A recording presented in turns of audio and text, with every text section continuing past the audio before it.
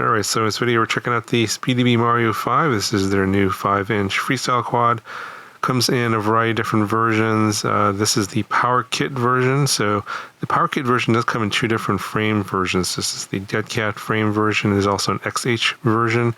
I did do a review on the frame by itself, so I'm not going to cover the frame in a lot of detail.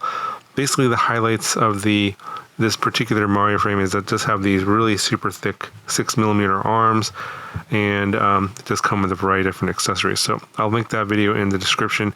You can check that out. We're going to talk about basically the version that they're selling that comes with the motors and the flight stack. And then this is the Power Kit version, which you have to add your own video FPV system. So in my case, I added the DJI Vista, and I actually have the OG camera here in the front. It does come in an 03 version, which has 03 like already pre-installed, and that 03 version comes with heat sinks for the 03 air unit that come pre-installed. If you get the Power Kit version, obviously you can install your own 03 air unit, but my Power Kit version did not include the heat sinks for that. So something to keep in mind if you're going to be building your own and adding your own 03 air unit. I don't believe those are sold separately. I might be mistaken on that one. I couldn't find it. Might come out later. But if you want the heat sinks, they have to buy the ones with the 03 air unit built in. So just a quick look at the stuff that comes in the box. Obviously, you get the quad, get two sets of props. I'll talk about that here in a second. Get a bunch of spare screws here, and also some different types of mounting material for the camera. I use the silicone ones and obviously it's switchable between 19mm and 20mm. And then you get some additional spare motor screws. These are some spare side covers for the flight stack, and the ones that come pre-installed are purple, and they have some LEDs on the inside here. I'll turn it on in a second. And then you get this receiver, basically receiver connector, and there's a point there's a spot in the frame where you can connect it up, and it's already pre-soldered to the flight controller. I actually had a receiver already that had one of these plugs from a previous SpeedyBee build from a while back, so I just unplugged it from there and plugged it into here. And then did you have a video? I'll show you that here in a second. It's you go to the user's guide, which is on this QR code here, and then once you go there, it takes you to this like service center page. And I kind of like they're doing it this way. They used to supply an actual paper manual, but then that gets outdated. So now they can actually update this page here based off of the QR code. I just noticed that they added this video tutorial, which included the unboxing and installation of some of the parts, some of the components, and they also talk about that in the manual. So you can go to the QR code, look at the video, you can go to the manual here, and it will basically show all the stuff to basically, get this thing going. Now, I actually did not connect it to Betaflight because it does have the Bluetooth connection for the SpeedyBee app. The stack in here is their F405 V4 stack, and actually it's a little bit different from the retail stack. The retail stack, if you buy the stack by itself separately, it comes with heat sinks, and the ESCs are rated to 60 amps. The one that's coming in this Power Kit and on the 03 version does not have the heat sinks on the ESCs, and it's rated to 55 amps. I believe that's the only difference. Otherwise, the stack is basically the same stack, the F405. And of course, the motors here are totally brand new. So they're SpeedyBee branded, of course. A nice color silver here, 2306.5. And they're labeled the Pro version. And these are 1880 kV, so this is intended for a 6S setup here. I have a 1400 milliamp hour 6S battery here. I'll show you the weights, everything here in a second. The recommended battery size is, I believe, 1300 to 1500. So I got a battery that's like right in the middle here. Anyway, just a quick look at the manual just to kind of cover the stuff that they're going to show here. So they do have like things like the default Betaflight settings, and I just use this to determine how to set up my radio.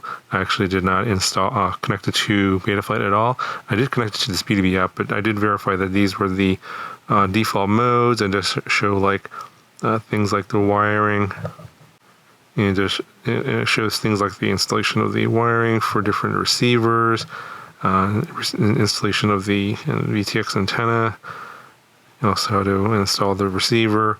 So this is all documented. Now in the manual, just show these heat sinks for the O3 air unit, but as I mentioned before, the Power Kit version doesn't look like it comes with those. I think they may have made this manual before, may have included it, but now have decided not to. Don't really think you need it though, because I don't think you'll have any overheating problems. It looks like there's plenty of airspace or air gap there for air circulation.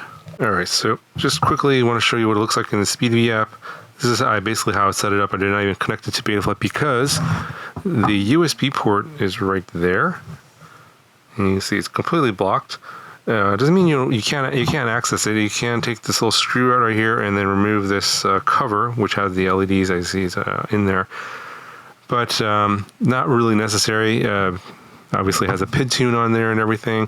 And I'm going to talk about that right now. We'll go into the SpeedyBee app here, and we get to click on expert mode, and we'll go into the PIDs.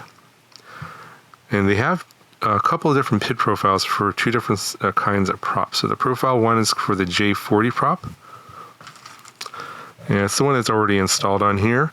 It's this one from HQ. It's called the Juicy Prop J40.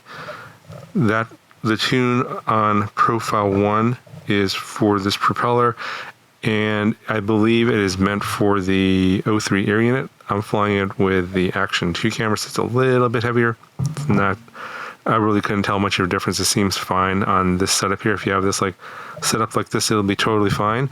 And then there's another profile. Profile 2 is for this Gemvan 51466 V2. And that's this prop here. They do include this as well. It's the Hurricane MCK 51466 V2. I did try this prop as well. And the tune, well, okay, so they explain in the manual that if you want to use that prop and this tune is intended for basically putting a GoPro up here, like a heavier camera. So I did try that, and in flight footage, it seemed like the tune was overshooting, especially on flips. I'm sorry, not flips, rolls. When you're doing like 180 rolls or 360 rolls. A little bit of shaking and vibration in the FPV feed. So I'm showing you DVR footage here. I think that the tune was off because I had my GoPro kind of sitting up really high, and I have it like I was using the 3D printed mount plus like a special magnetic mount, and the camera was sitting much higher than it's sitting here, like with the Action 2. So that was causing, I think, the CG to be a little bit off.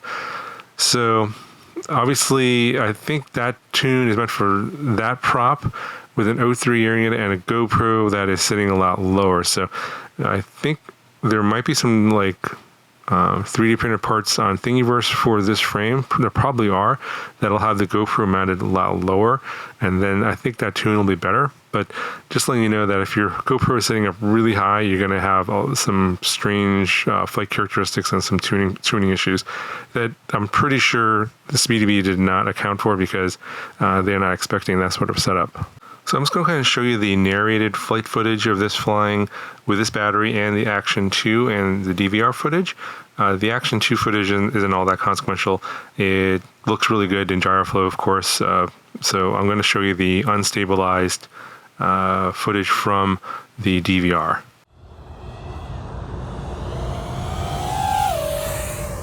Alright, just flying it close so you guys can hear what the props sound like.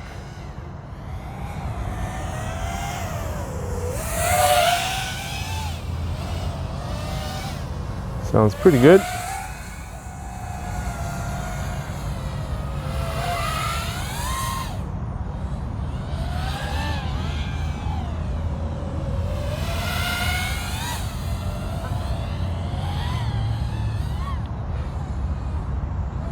Rolls are pretty good.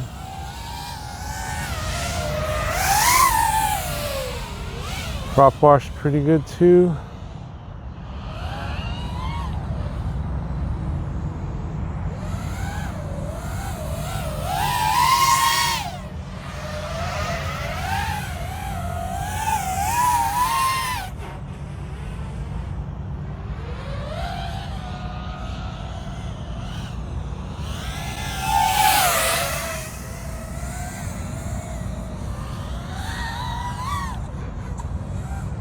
A little bit of overshoot there.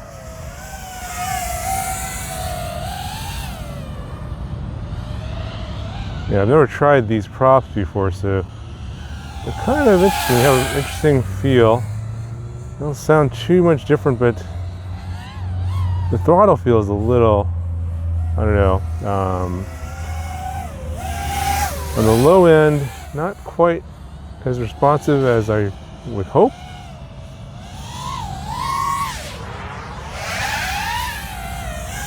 But in the mid-throttle area, it seems to be really locked in. It's pretty interesting. Usually, I don't notice much of a difference in the different parts of the throttle as to how the prop is behaving. So, very interesting. And I am not flying with the O3 air unit. It's the Action 2 and Vista with the OG DJI camera. So the way this was tuned is probably for an O3 air unit is my guess. So it's going to be a little bit off, but it's not bad.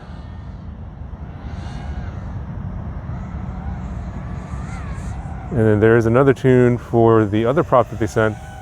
That's supposed to be meant for, I guess, a heavier setup with a GoPro, so I'll give that a try a little bit later.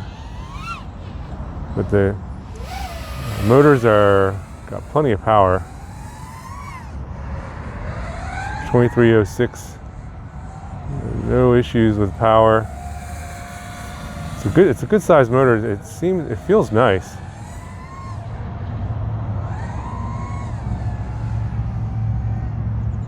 Yeah. I don't really see any vibrations or anything, so yeah, everything looks really nice and locked in, at least on this particular setup here.